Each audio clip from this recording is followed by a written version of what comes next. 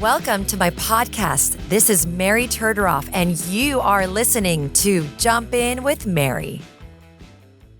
Hi, everyone. Welcome to Jump In with Mary. Today, I have a very special guest, Natalie Schneider-Smith, and we are going to dive into really big-time hot topics, some fun and laughter. I'm going to start with her obsession with yoga, which actually goes into your practice, your law practice. You're a family law expert and lawyer. We'll get there, but you're also a little yogini. You do upside down headstands in lace bodysuits. I saw that. And we were talking about earlier, like it's a physical practice, but there's a frame of mind in yoga that you use, that you apply to your legal practice and your life. Can you share that with us? Yes. Well, thank you for having me, Mary. It's an honor to be here. Yoga is something that I've been doing for about 18 years now. And I've just recently, in the past year, worked on elevating my practice and getting out of my comfort zone. Okay. So I was a dancer in my childhood. Up until I was 18, I was on point as a ballerina. And then I stopped and went on a hiatus in college. And yoga was really an outlet for me to get the toning and stretching I got from dance without actually being dance. In yoga, you are in poses that can be very uncomfortable and challenging, whether it be strengthening your muscles and making you stronger or your flexibility. And when I'm in a pose that's hard for me, such as a headstand, I remind myself this is temporary. It's challenging, but it's temporary, and it's elevating me to my higher self. And when I'm working on a difficult case or any other challenging aspect of my life, I tell myself, this will pass. It's temporary. And I'm a firm believer that when we go through challenges, it's meant to shape us to be a better, stronger person so that we can create a positive impact in the world and hopefully influence other people for the better. Absolutely. And you work in a specialty. I mean, there are so many different specialties in the practice of law. But what I do know is you work in one of the most difficult specialties, and it's difficult for many reasons. People are fighting for their families. They're literally fighting for their life. And you are a first responder in many ways, and you're behind the scenes with them. So you go to court or you do all the legal paperwork. That's one layer. Then there's the dealing with them dealing with clients on a day-to-day where they're going through a lot of hurdles and you have to show up for them. Take off your legal hat, put on your human hat, and just listen. What advice do you have? Divorce is prevalent, and there are a lot of people that are finding that the relationship doesn't work. They have kids, and they want an amicable divorce. How much of amicable divorces are you seeing versus the more hostile, we have to fight tooth and nail? Right. So that's a good question. First, I think that every practice of law is challenging and hard in its own respect. Family law is special because it's so deeply personal. Right. And I really do feel that I'm cut out for it. I consider myself a very compassionate, empathetic person. I just think family law is a good fit for me. Like some people, criminal law is a great fit for them or whatever, and I just think I found my niche. And at the end of the day, I tell myself, you just did meaningful work, and it's fulfilling in that regard. But going to your question about amicable divorces, I do see quite a lot. You do? I do. My practice is a mix. So I have people who are very friendly, on good terms with each other, amicable, coming to me like, look, we're going to get divorced. We have kids or we don't have kids. And we've pretty much reached an agreement on how we want to divide the assets, whether there's going to be support and whatnot. And they both, if it's amicable, do they both hire you together?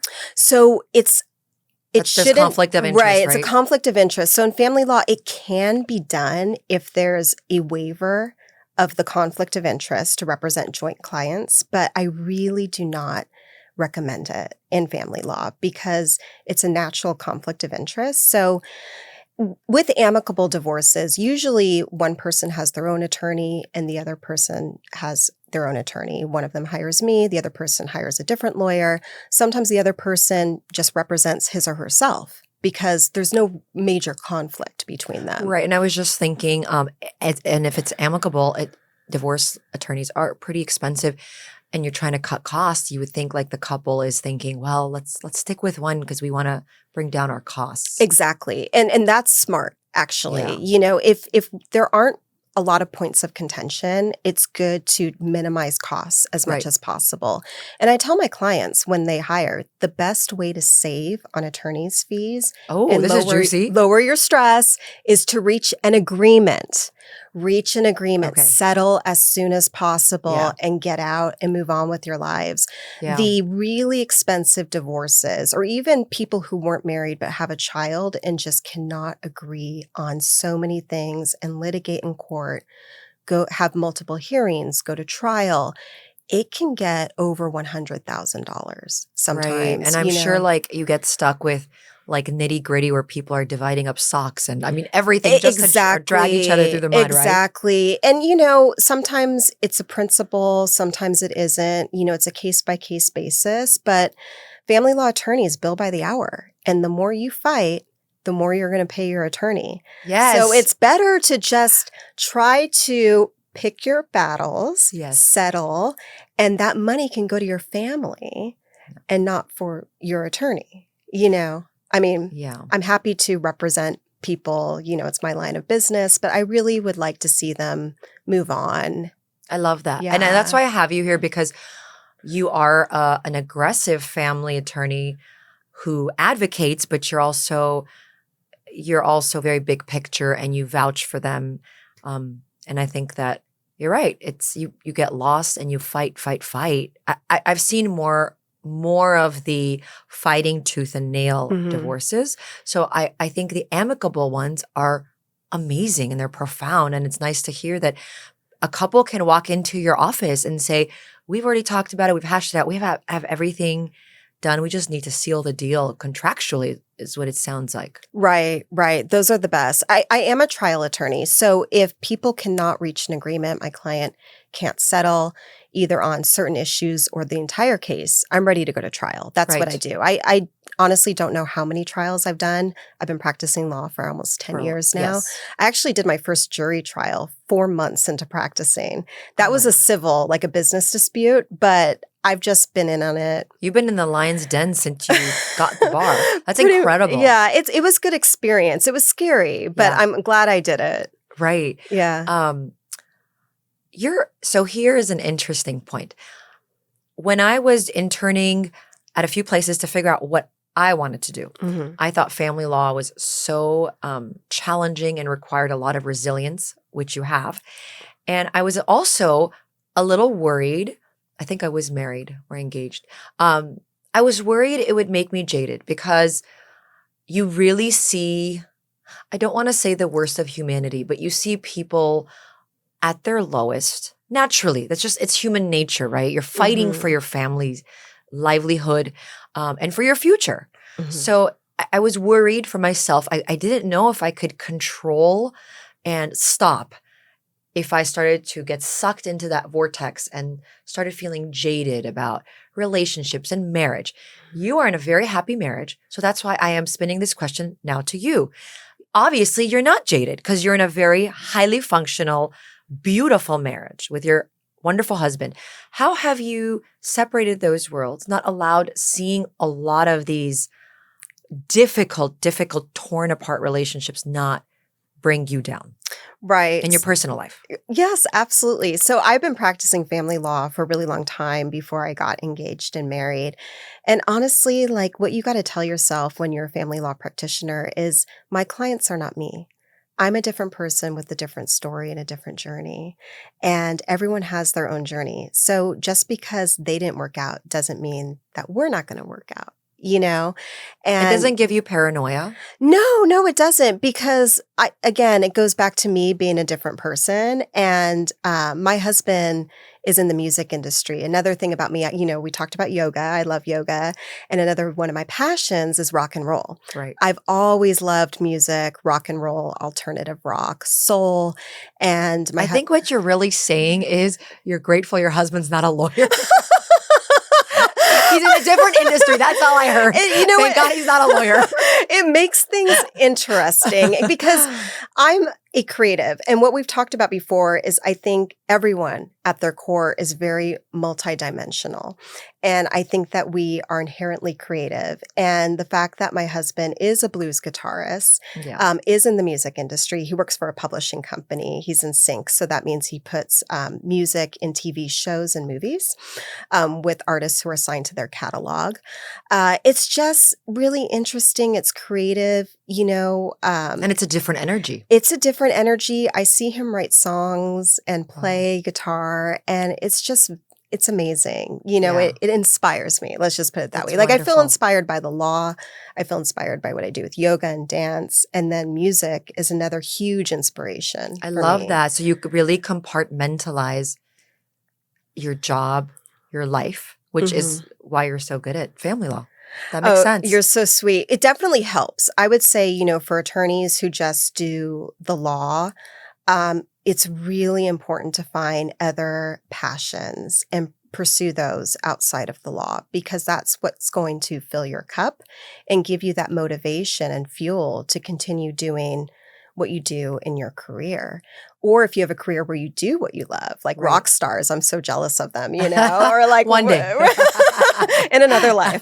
I just think it's wonderful to create. Yes.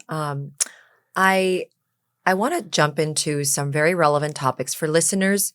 And I think everybody, married, not married, I've been curious about it as well.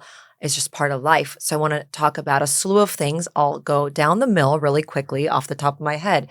Postnups, prenups, what happens if you feel like your spouse is going to leave you and you're not sure if they're using offshore accounts? What if they have bank debt or a big old Vegas gambling debt? So let's start with prenups. A lot of us, culturally, first of all, prenups are unacceptable in a lot of cultures, like my culture. Of course, you do whatever you want. We're in 2025, but it's not culturally accepted for people. Some are very worried if they approach their significant other for a prenup, the wedding's not going to go through. So what I'm trying to say is I don't have a prenup with my husband. A long story long, I don't have a prenup. Like many people. And I'm wondering, do postnups work? What are postnups? So let's start with a definition of a prenup, a definition of a postnup, and why each one is important. Right. Okay, so prenups and postnups are both contracts. If it's a prenup, it's with your fiance. If it's a postnup, it's with your spouse. So prenup you sign before you go to the courthouse. Well, you sign before you get married. The prenup does not get filed with the court unless you two separate or have a divorce in the future. You just keep a copy of it. I did not know that, actually. Yeah. So you don't file a prenup with the court? No.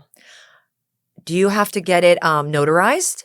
If there's a self-represented party for the prenup, that prenup needs to be notarized. Because I'm thinking, and with my lawyer brain, a little shady things like, what if one person denies it or the other says there was duress and, she forced me? So my practice is usually to err on the side of caution, even when both sides are represented by their own independent legal counsel, which is a must, in my opinion. I usually do notary, just in case, because it doesn't hurt. Doesn't hurt. But when both sides are represented, you really don't need a notary because you have an officer of the court from each side. Right. Attesting both people signed and they were both given independent legal advice. But you're saying prenups can be valid even when no one has an attorney. It's just a couple. They put it together. They both sign it and date it. Yes, that is correct. They can be valid, especially when, let's say, two people are representing themselves. So there's no attorney involved, or someone is an attorney and they don't have their own attorney. There's case law where it really depends on the acumen of that person, the caliber of them. Right. If there's a dispute in the future, oh, I didn't know what I was signing. Well, if you're a savvy business person or you're an attorney, you probably did know what you Right. were signing. But again, going back to it, unless you're an experienced family law attorney like me, I would advise that both sides have their own independent legal representation. Right. And get it notarized. Notaries are not expensive. I know you can go to notary offices. They range from like $50, maybe even $25. It's not. Yeah, it's better to be safe than sorry. Yeah. Again, like if both sides are represented, you don't need a notary. I typically do it just to dot my I's, Right. cross my T's, but it's not necessarily. If one or both sides are self-represented, definitely a notary. Okay, great. So that's a prenup. What is a definition of a postnup? Same thing, but you do it after marriage, after you get married. So it's literally post-marriage, post-marital agreement, postnuptial agreement. And who does it? Why would people do it if they miss the boat? Prenup. So with the postnup, that's different than a prenup is that there has to be some really fair consideration and negotiation for a postnup. And the reason why the standard is higher is because you're already married. So you have what's called a fiduciary duty to your spouse. Okay. And so postnups are usually a little bit harder to enforce than prenups for that reason. Okay. So if you sign after you're married, it's harder to enforce the contract because you have fiduciary duty versus you create a contract before you're married. Okay. Right. And again, same thing. I think with the postnup, both sides need to be represented by their own independent legal counsel. And a postnuptial agreement, to answer your question, is essentially a transmutation agreement. So what people do is they transmute characterization of property. California law, put simply, there are a lot of nuances in this, but very simply, everything that's acquired from the date of marriage to the date of separation, 50-50, right down the middle. California is a community property state. That's how it is. So what's the years you have to be married for that to apply? It starts on day one. Day one. Okay. It starts on day one. So anything you acquire from the date of marriage to the date of separation, 50-50, right down the middle. And the date of separation is a whole other issue. It's like that could be a triable issue. Right. When did you two really separate? But going back to the postnup, some people realize, if this doesn't work out, we don't want to split the house. I want to get the house. Or maybe the other spouse wants something else. But that sounds like you have to be in such an amicable space to... For the most part, what I see in my practice, if one person's pushing for a postnup because they see the marriage going downhill, down the drain. And the other person's like, I ain't going to do that. It could not work out. Like there has to be a mutual understanding of what they're doing. And again, going back to have your own attorney when you do it. But usually it's an amicable situation, hopefully. And like I said, it cannot be totally one-sided. Otherwise, it's probably not going to be enforced in the future. There needs to be some significant material consideration in the postnup. Which means that basically for your postnup, when you draft it, sign it, courts will look at it a lot closer, right, to make sure it's conscionable, which means that it's fair. Exactly. That one person wasn't threatened or gypped, or I'm imagining like in a marriage where one spouse is employed and the other spouse is not, and is a house caretaker. I'm imagining that they'd look to see if the at-home spouse signed a contract that was not in his or her favor. I'm guessing the courts would look closely and examine, was that person kind of not threatened, but exactly. No, perhaps precisely. scared? Yes, if they were under duress. Under duress, is what we worried. Call it. Right. Yeah. Right. And again, if you're going through an amicable divorce and no one's contesting the prenup or the postnup, you can literally just draft a settlement agreement according to the terms of the prenup or postnup, have it filed, the judge will sign it. You don't even have to show up to court, call it a day. We're Natalie, done. I've never heard of that. Does that really happen? Yes, that it does. Sounds beautiful.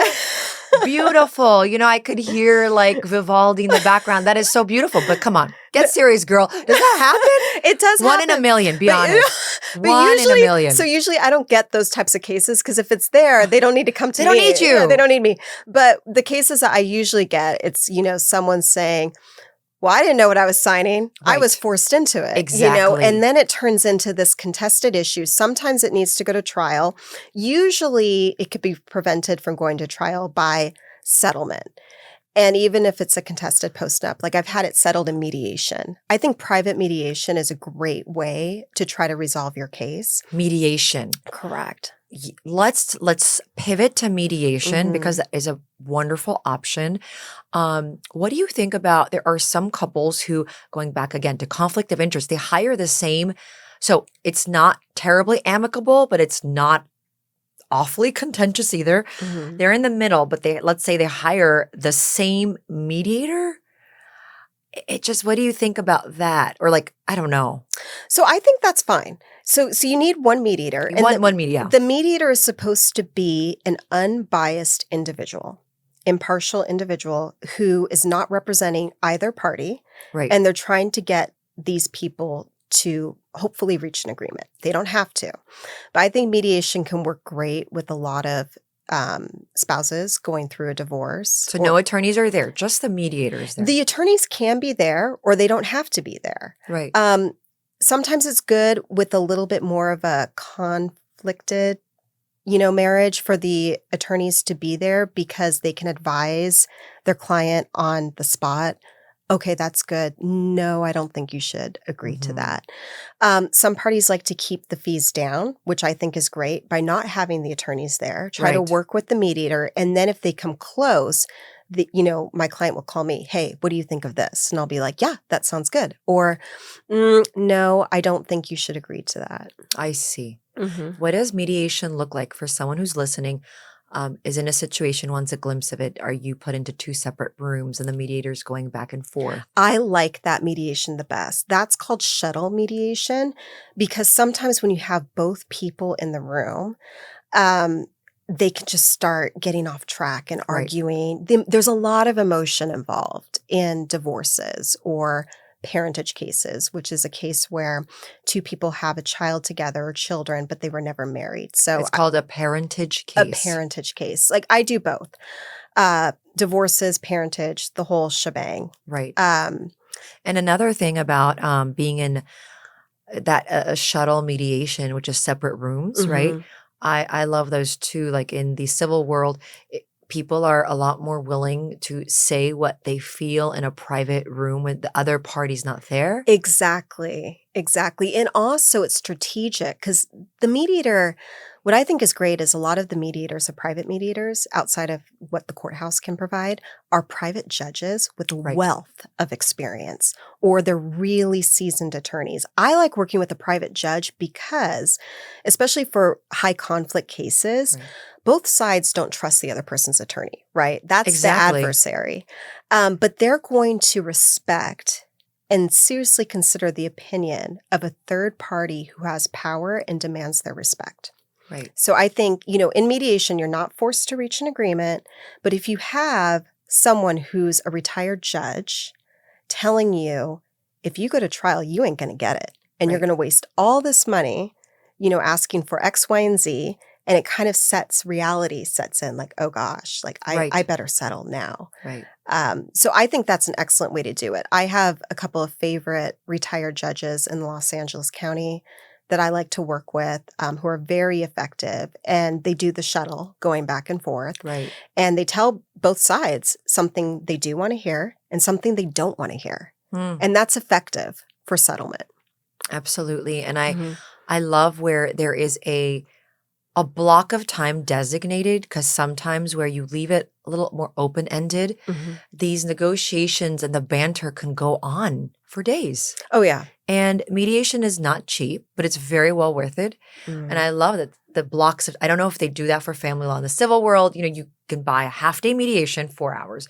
You could buy a full-day mediation, 8 hours with like a 1-hour break in the middle.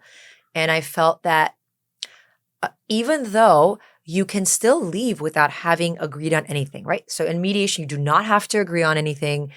You can walk away, think about it, and come back to whatever was proposed. Right. But I felt like that block of time was very effective in the sense that as the person there involved, you were not taking it for granted. You're like, I'm here. I need to talk about what matters, discuss what needs to really be discussed. Because there's so much floating in the air, but not all of it is very relevant, right? Right. No, absolutely. Especially if you're paying the mediator. Some of these mediators are $800 an hour on up. And at first blush, that seems, oh my gosh, it's so expensive. But think about possibly settling your case in 1/2 of a day or a day Right. in comparison to months or maybe years of litigation. In trial. What is the rate of return? What is the cost benefit of that?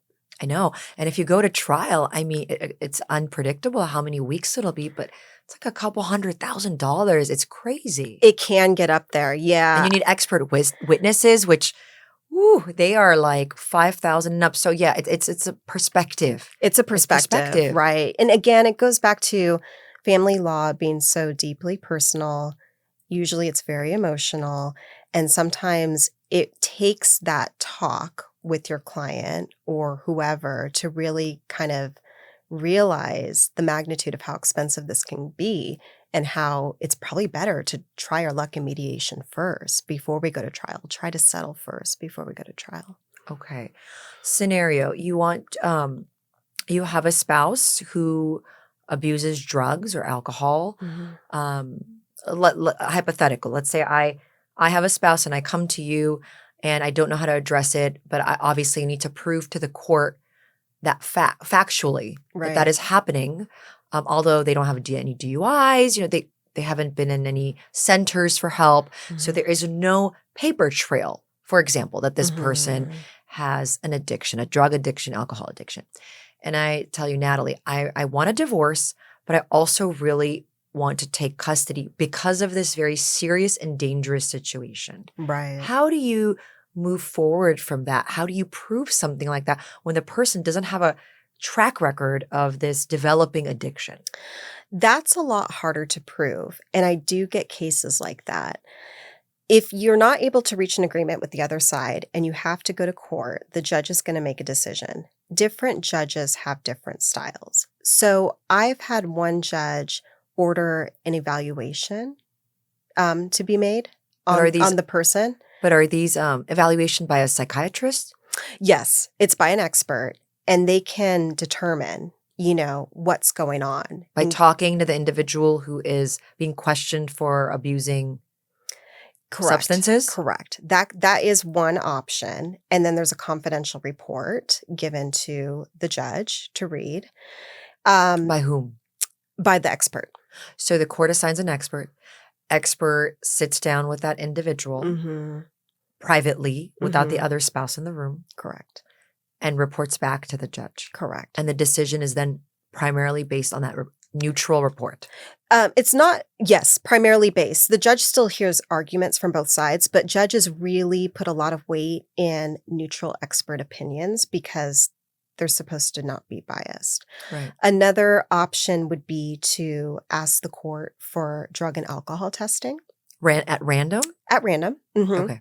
And it goes back to the judge's style and discretion. Sometimes judges think, well, there's not enough evidence for me to order SoberLink testing or what have you. What would be enough evidence? Video footage? I mean, you're living with this person. Right. I think it would be any type of evidence like photographs, maybe like beer cans in the car, just as a hypothetical. Photos, videos are harder to get into evidence. Those are there's evidence code rules about videos getting into evidence. Because you would think a video in this situation would be a little more poignant. Right. Because sometimes you see that thread of behavior and in a video it's more prevalent. Right. So videos, you're not supposed to film someone without their consent. Right. Unless, because that's considered an invasion of privacy, unless there's a domestic violence act occurring that could amount to something like a felony. So if my husband's yelling at me, I can't videotape him. If I'm just kidding. This is where it gets dicey. I mean, you can if you want on your own volition, but as getting that video into evidence gets a little bit more tricky. Right. So usually I'm able to get videos into evidence when there's a domestic violence allegation involved. And that's like a whole other issue. We're Right. kind of getting off topic, but yeah, it's interesting. That's I mean, a tough one because it could be a tough one. because addiction is not always, there's a spectrum. It isn't always one extreme, but Mhm. sometimes if you you share children, right? And you're trying to figure out what is the best, Right. and you see some pattern developing. So I was just curious, how do you go about that if you don't have a paper trail? Exactly. Yeah. No, it's, there are options and ways to get down to the bottom of it, like Okay. what we're discussing. Another option would be the judge might appoint minors counsel to represent the children. Okay. So And what for is them- what is a definition of minors counsel? It is an attorney who represents the children. Hired by whom? They're appointed by the court. Okay. So they usually have their own private practice, and the court knows who they are, and they'll make an order. This person's going to be the attorney for the children, Right. and they're not representing either parent. Right. So they can't be swayed by a very influential parent. Correct. And everything that they discuss with the children has the privilege, confidential communication, same way I would have with my client. Wow. So even though the child's a minor. Yeah. correct. Okay. Correct. And so that person can, interview both sides. And if they feel like something's off, they can tell the judge. But again, it's not absolute. That they're going to get down to the bottom of it. So it's hard. And then another option would be there's child custody evaluation that can be ordered as well. Similar, but the evaluator is not representing the child or the children. The evaluator is usually someone with a psychology background or social worker who investigates both sides, Okay. meets with the child usually, and pokes their nose around. So it's hard. I think that if you do believe that your spouse is abusing alcohol or drugs and it's going to have an effect on the children, yeah, try to take pictures of whatever you find, document things in text message. If there's a DUI record, that's going to help too. Right. Oh, and you could document text messages. True. Correct. Okay. Anything. You could do a video, but again, there's a caveat with getting that video admitted into evidence depending on how it's done. Right. But yes, like definitely that's relevant to child custody and visitation because you want your children to be safe when they're in the custody of Right. the other parent. Absolutely. Child custody. So how does that work? Let's say you have two active parents and they both want to be involved, but they can't come, they just will not agree on 50-50, which is fair. Mhm. How does the court allot these percentages? They seem so, to an outsider to family law, it just seems like elusive. Like, how do they come up with like 60% custody? Or is it like that? Is there an equation? Do they plug it in? Both parents, let's say, are responsible. There are no Mhm. issues, but like, mom really wants 75%, but dad is like, no. How does that go down? Do they look at how involved each parent was? Do they analyze Yes. that? Absolutely. There are a whole host of factors that the Okay. court considers. What are like some of the top popular factors the court looks at to decide? Right. So first, I think the court's going to look at whether these two people are fit parents because the standard in California law is frequent and continuing contact with both parents. So judges, if the parties cannot reach an agreement, judges strive for 50-50 because they feel, and the law is, what is in the best interest of the child. So they feel that it's in the best interest of the child or children to have equal time with mom and equal time with dad because Okay. these are their parents and they need them in their lives. So this theory that the law favors women, which I feel like is some mainstream concept, is not true then. It's not true. No, that might have been like kind of the rumor or the I don't know, the trend, exactly the trend over the years, because historically women stayed home with the kids and were more of the caregivers. Right. Now times have changed, and that Right. could be like a whole other topic. They're amazing involved dads. It's tremendous. Exactly.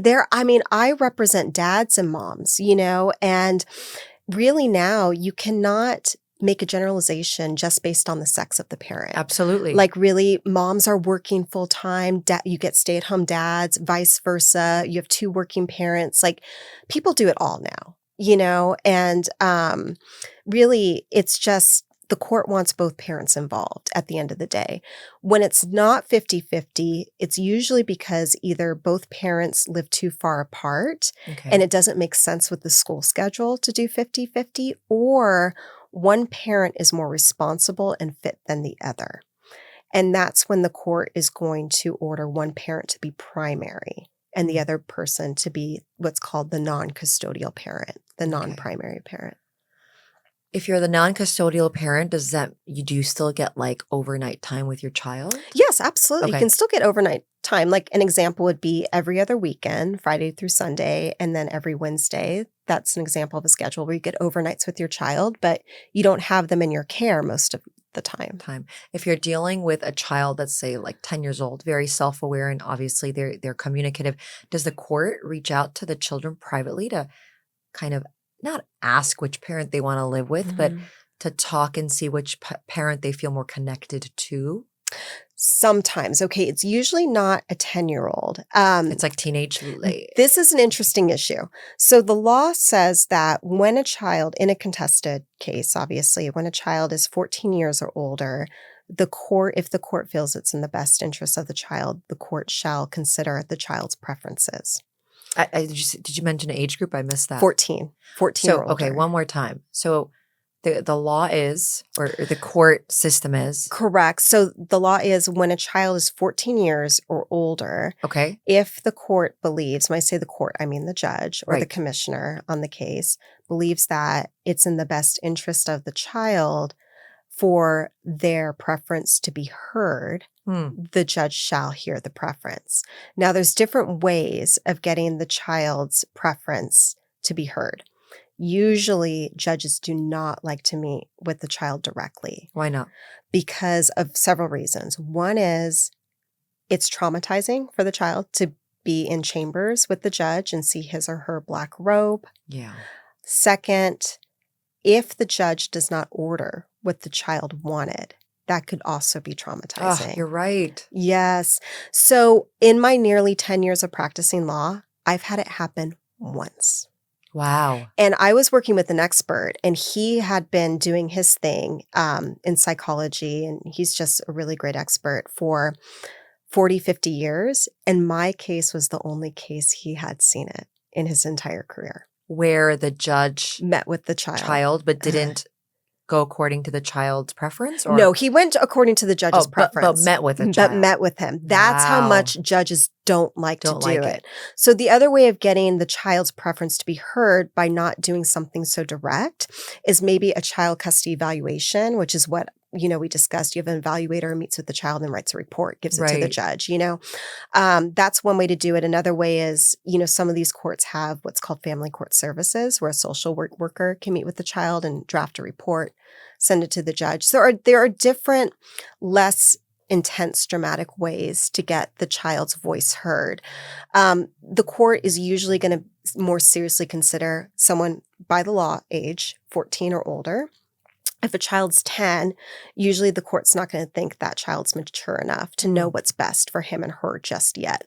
Minors counsel will help with that if there's a minors counsel appointed for the case, but it really just depends on a number of factors. Got it. Who pays for minors counsel? Does the court pick up that cost? Sometimes. Yeah. If the parents can't afford it, the court may just pick up the cost. But if the parents do make good money, the court usually orders both parents to split the cost of minors counsel. And minors counsel will usually bill just like how I will bill, by the hour.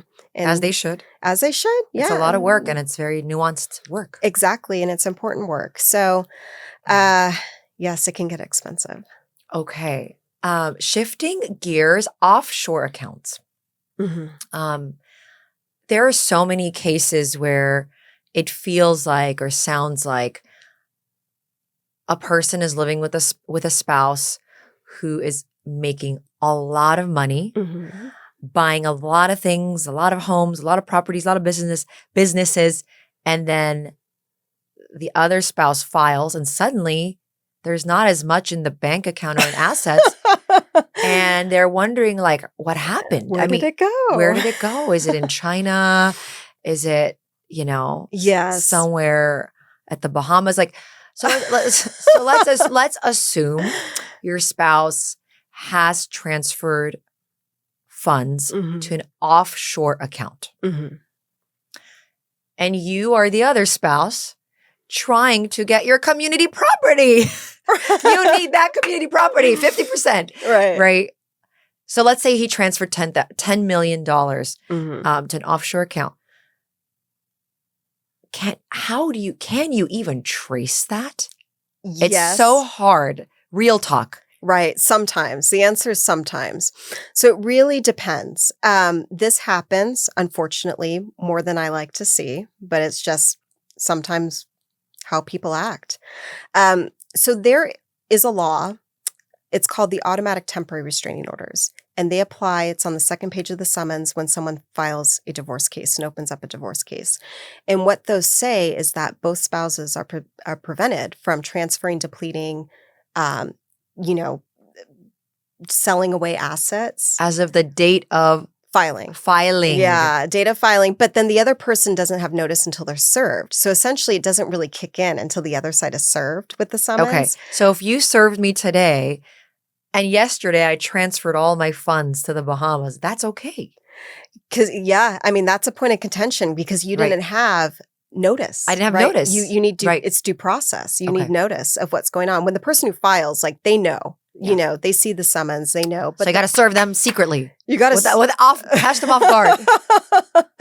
I'm kidding. I mean, Yeah. it's we laugh, but it's a problem. It happens a lot. It's a big problem. It happens a lot. So with my clients, I highlight that language. I'm like, this is the law. The exception is you can use funds during a divorce for the necessities of life and the ordinary course of business. So how we would go about usually, it prevents people or tries to work to prevent people from literally screwing over the other spouse, so to speak. You know, Okay, so real life example of what you just said. mhm, So I'm not working, but my spouse is the provider. mhm. What you're saying is after he has been served, I'm allowed to use the credit card to continue living my life the way I was. Is that correct? For That's essentials or yeah, that's lifestyle? correct. That's correct. Yeah, Okay. continue using the accounts that you have access to. for That you have food. access to. Yeah. I mean, if you don't have access to them, you can always ask the other spouse to give you access. There's different ways to get paid during a divorce. So one is if spouses are amicable, they just continue sharing the accounts and then divide up, you know, what was at the date of separation or however they want to when they Right. settle. If it's not amicable and let's say the non-working spouse doesn't have access to an account, they're going to Yeah. have to file a motion for support, right? Well, first they're going to have to find money somewhere else to hire an attorney, right? correct. You do get replenished. You do get the money from your shared account eventually, right? For your attorney's fees. Well, so the law says that you can use community property to retain an attorney. Okay. So if you have a credit card, joint credit card, Right. you know, you can, the other spouse might get pissed and try to, Well, yeah. you know, contest Exactly. it. But by law, I mean, that's what the law is. You can use community property to hire your attorney. Both sides can do Right. so. Let's say you've been blocked off from all those credit cards. And so what my point was just in a real life situation, what I'm Mhm. imagining is if the credit cards have been blocked off and you are the non-working spouse, right? Mhm. You have to find the funds elsewhere to retain counsel because you can't hire a lawyer without a retainer.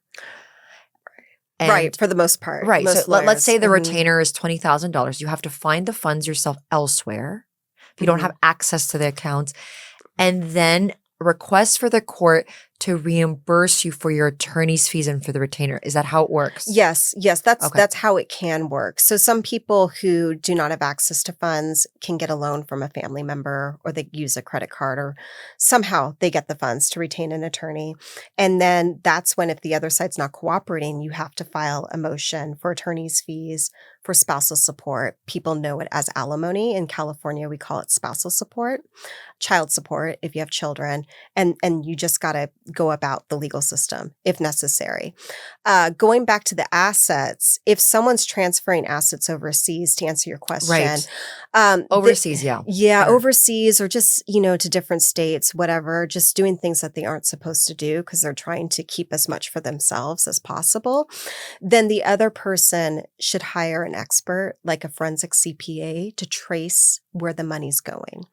And you can conduct what's called discovery. In litigation, it's a formal process where you serve paperwork on the other side, and they're required to produce what's requested for the most part. And then you can provide that documentation to the CPA, and they could analyze those financials and see where the money is going. And As of the date they were served. well, even before. You can go back Yeah, further. you could go back because, again, going back to both spouses have a fiduciary duty to each True. other. So even before a divorce case is initiated, they aren't supposed to be using depleting community funds or basically taking advantage of the other spouse. Marriage has a fiduciary duty where there needs to be transparency about how the money is being used and just to respect each other. And that goes to gambling. I think you mentioned gambling too. Yes. That's also a breach of fiduciary issue. If the other spouse doesn't know about it or they did not give their consent to it and money's using foolishly, you're using Right. money foolishly, spending it away or So the person who gambled that money is solely 100% responsible for paying that, even if they're in a marital situation, they correct? could be. Yeah, Okay. I can't say anything absolute because it's always a Right. case-by-case True. basis, but they very well could be because gambling is not an intelligent way to spend money. Right. And it breaks the fiduciary duty, like you mentioned. Correct. Mm-hmm. Okay. Oh my gosh. Yes. And if another example that's harder is you mentioned China, that's an example. If a spouse has strong ties to China or lives in China and they're hiding assets over there, it's pretty much impossible to get down to the nitty-gritty of what's going on over Right. there when you're over Absolutely. here because California doesn't have jurisdiction Correct. over China. And they have a different legal system. Exactly. And you need to hire a lawyer there. You're going to have to hire a lawyer and a there. translator and forensic experts. Yeah, it can get a lot. It can get to Right. be a lot. Right. Well, okay. So let's say it's not in China. Let's say your spouse is running an operation in Idaho. Okay. So it's within the United States, Mhm. or you feel has transferred funds there. Even obviously that's a little more attainable as far as tracing, but even then you have to hire an attorney there. Maybe not. So maybe not. What you could do is if that person has bank accounts there, you can subpoena those accounts, Okay. financial institutions over there. Out of Your state. California attorney can subpoena the Idaho bank accounts. Correct. Okay. It requires an extra step when you do out of state subpoenas. The clerk needs to certify it, but it is doable. Doable. Okay. We do it. I mean, I do it, Right. so you can do it. So that's a lot more feasible than when assets are being hidden overseas. Correct. Okay. Mhm. I know that's just it. Thanks for being so straightforward because it's not easy to trace. And sometimes the cost is so exorbitant, it doesn't make sense. Exactly. Going back to picking and choosing your battles, it's, what you want. I think at the end of the day, people, I would assume, would want peace. They would want to move on. They would want finality. So it's really how much are we looking at? And depending on that figure, is that worth fighting for? Sometimes it really is worth fighting for, Well, and sometimes people are fighting for revenge. Sometimes people are fighting for peace, right? right. And when it depends. it depends on, I'm talking like dollar amounts. Like if it's a lot of money that you have a right under the law and the other person is hiding it or something, compared to the cost of discovery to find, to get down to the bottom of it, it could be very well worth the fight. Or if it's not, sometimes it makes sense to just not pursue it. What you're saying is if it costs $100,000 to trace $100,000 offshore, you shouldn't do it. Exactly. That's my opinion. Someone might, have a different opinion than me. No, that's a total cost benefit analysis, Right. and it makes a lot of sense. Mhm. So a lot of divorce or family law really does come down to a science and to mathematics and numbers. Oh, yeah. Mhm. What makes sense. Exactly. What makes sense. Right. Mhm. What is something really positive and beautiful that has touched your heart? You're in an industry that's, very challenging, sometimes contentious. And I like to ask people who are in jobs like this, what beautiful takeaways are there in these moments, in pockets of peace, pockets of love, reconciliation? Right. So it does happen. I really love when I get a heartfelt thank you from a client. Hmm. Like you've really helped me move on, or you've really helped me with my case if children are involved, or even if children aren't involved. That's really rewarding. It's also rewarding to see someone who has been fighting for custody to get custody, or a big win like soul legal, soul physical. And that that family is more at peace now. That's also very rewarding. Some people do reconcile. I do. I probably have at least one case a year where the parties reconcile. While you were their hired attorney, like Yes. a hired attorney? Uh-huh. Oh my God. Wait, that's so cute. Okay, so wait. So you were hired by one of the spouses, and Mhm. then in the middle of representation, what they came to and said, we worked it out in the corner and we're good. That's it. Yes, yes, sometimes they do. They work it out amongst themselves and they realize we want to give this another shot. And That's they so dismiss the precious. case and continue being And pay married. your bill, hopefully. They pay my Yeah. Gotta get that checked. I'm sure you did all that work. Hopefully they didn't do it all the way up to reconcile all the way up to trial. No, no. I mean, there's usually not an issue with that. So, yeah, that happens. That's very sweet. And I was just thinking trial, I mean, this is not a secret. Everybody knows most cases in California don't go to trial, and they shouldn't go to trial. Why? Just generally, trial is very unpredictable. You have a jury panel. You don't know who they will be, who they are, what they read outside of the trial. You can't control that. You can just bank on good faith. But so I know that a lot of business clients, civil litigation clients, are advised by California attorneys not to go to trial, to do everything and anything they can possibly do, to even take a deal that might not be so wonderful and not go to trial. Is it the same in the family law world? Are most family or divorce clients told, let's do everything so that you do not want to go to trial? That's what I tell my clients. And the difference with family law is there is no jury in family law. It's Okay. all a bench trial. So Always. always. So the judge is always the finder of fact, or the commissioner. That sounds very equitable, more predictable. But let me throw in a monkey wrench. Okay.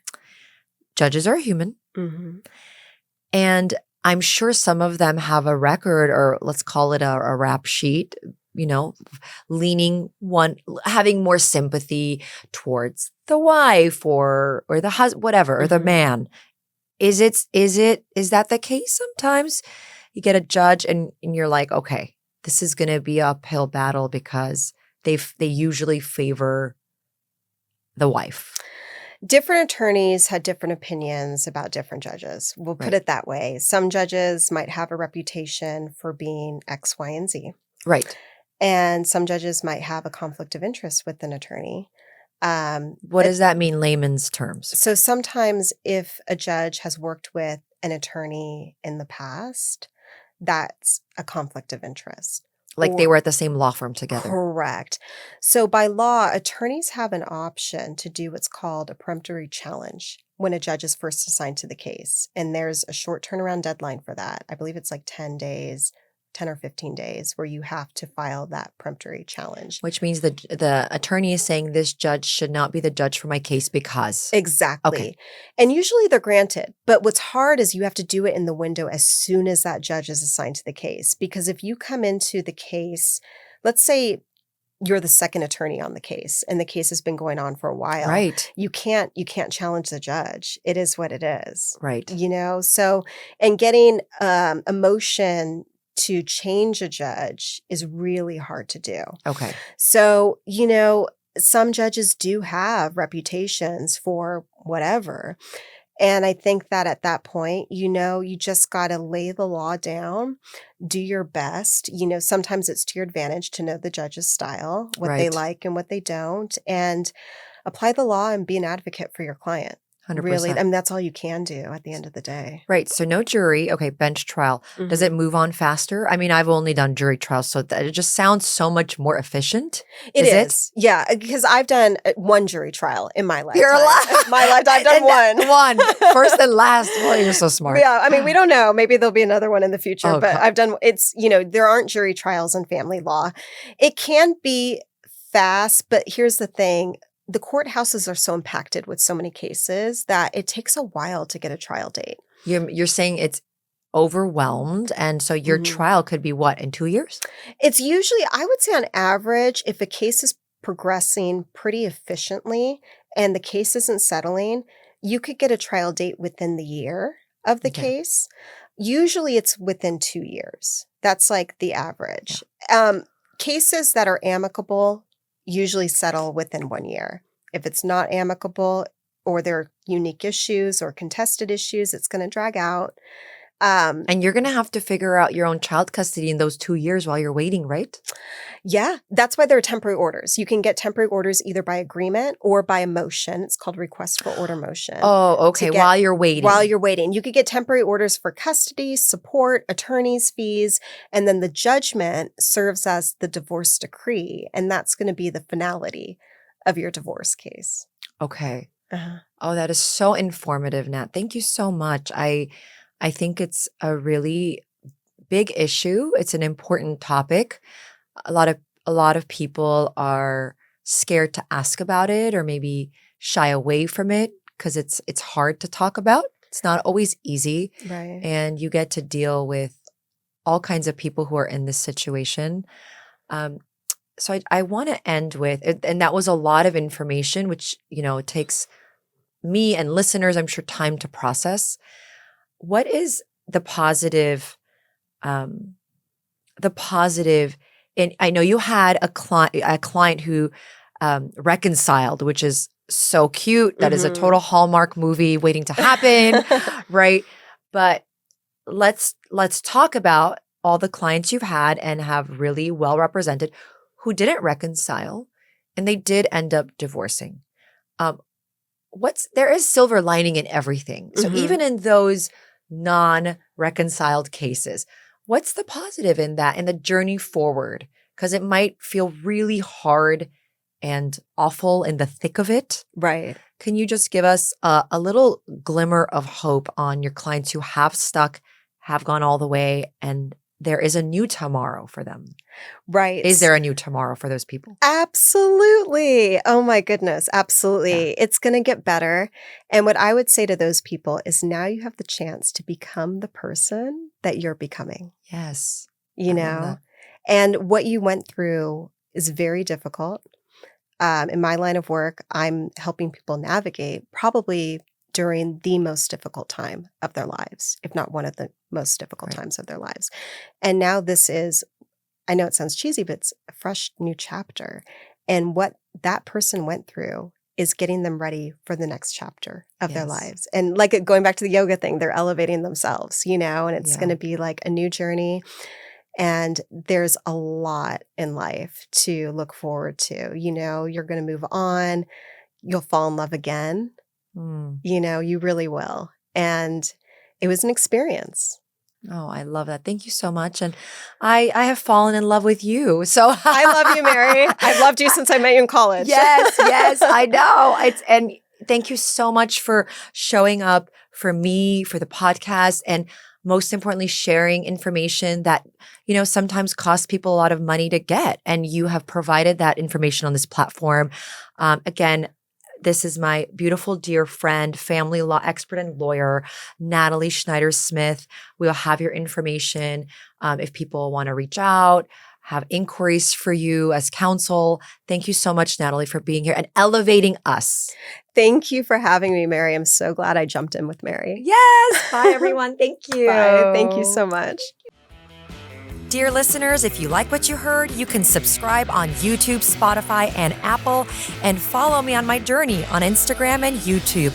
Until next time.